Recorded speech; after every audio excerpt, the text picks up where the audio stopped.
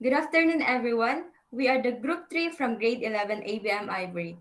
So today we are going to discuss to you about the environmental impact of dolomite to our marine ecosystem. But first of all, let us introduce ourselves. Starting from me, I am Micaela Antimano, the host for today's discussion. And of course, we have the presenters of the disadvantages of the dolomite to our marine ecosystem. We have Miss Joelyn Badilla, Josel Agustin, Cheryl Alves, Jaire Camayaw, and to the opposition, we have Jasmine De Vera, April Joy Dupingay, Jamaica Bergado, and Julian Bayan. But first of all, let me elaborate what is dolomite.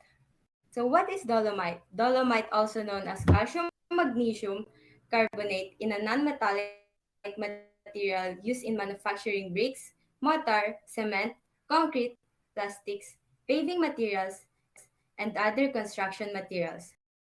The rocks originate in warm, shallow marine environment and is believed to exist when limestone is modified by magnesium-rich groundwater, according to geologist Howard King. It has low solubility, which makes it resistant to acid content of rain and soil. It is stated in geology.com that dolomite is a common mineral or rock formation. It is the main content of the sedimentary rock known as dolomitic stones and the metamorphic rock known as the dolomitic marbles. So now that we know what is dolomite, the question is, what are the environmental impact of dolomite in marine ecosystem?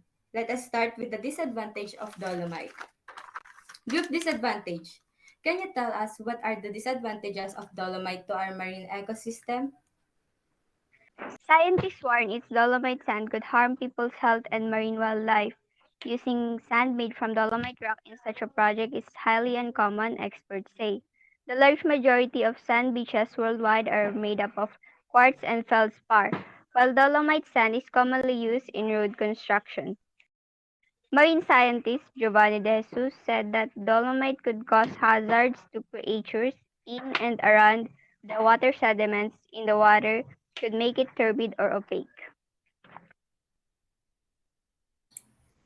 The polluted water could also make it stressful for the bodies of sardines, mackerel, anchovies, and other fishes. Lehigh Hanson had the same finding, allowing the sand into water can increase total suspended particulate levels, which can be harmful to aquatic life. The sand from the Baywalk area could also transfer to other areas of the bay where there are mangrove trees, beaches, and mudfloods. Jesus said if the dolomite polluted these, where shellfish, crabs, and fish nurseries thrive, they would become less habitable. Plus, worms live here which serve as food for birds. The washing off of dolomite sand from the beach is akin to dumping foreign sediments, the most common pollutants in any water environment. They can disturb the habitats of marine animals and plants by potentially burying them, lowering the oxygen in the seawater, and blocking their access to sunlight.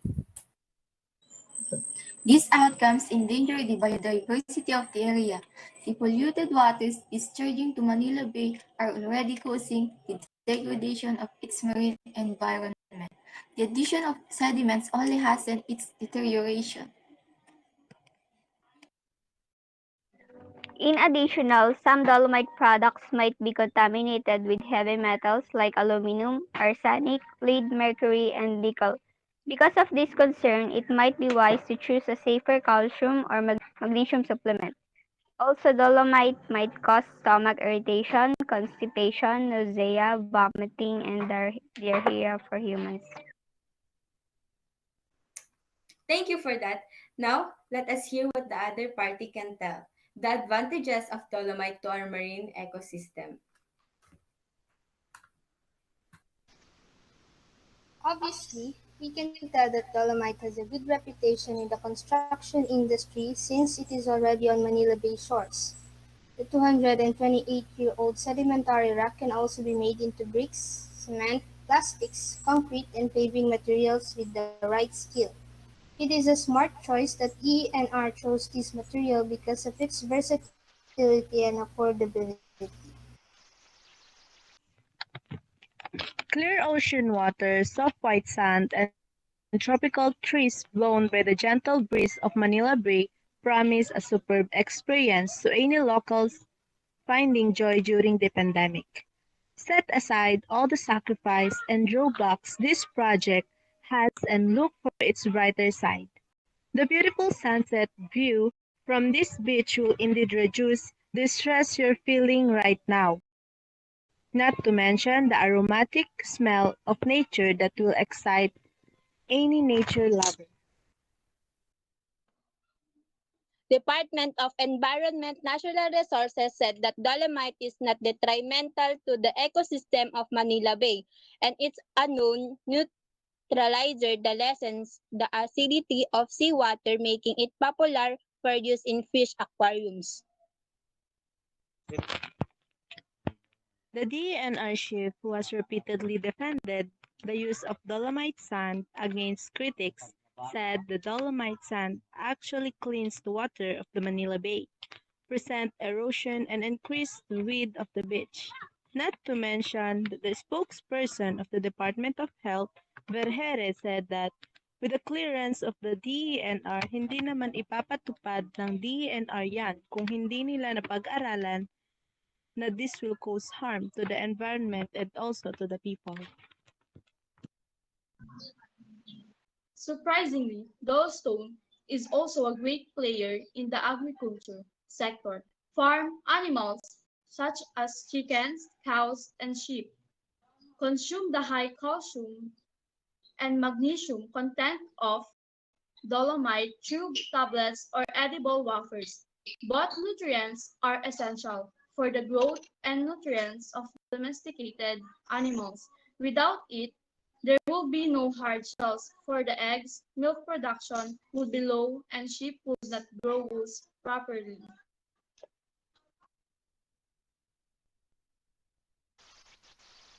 Dolomite long has been used as a source of calcium and magnesium for animal feeds. Dolomite now is available in a number of dosages, forms including tablets and chewable wafers to be taken as a dietary supplement. In animal models, minerals from dolomite are well absorbed. Research reveals no animal or clinical data regarding the use of dolomite as a magnesium and calcium supplement.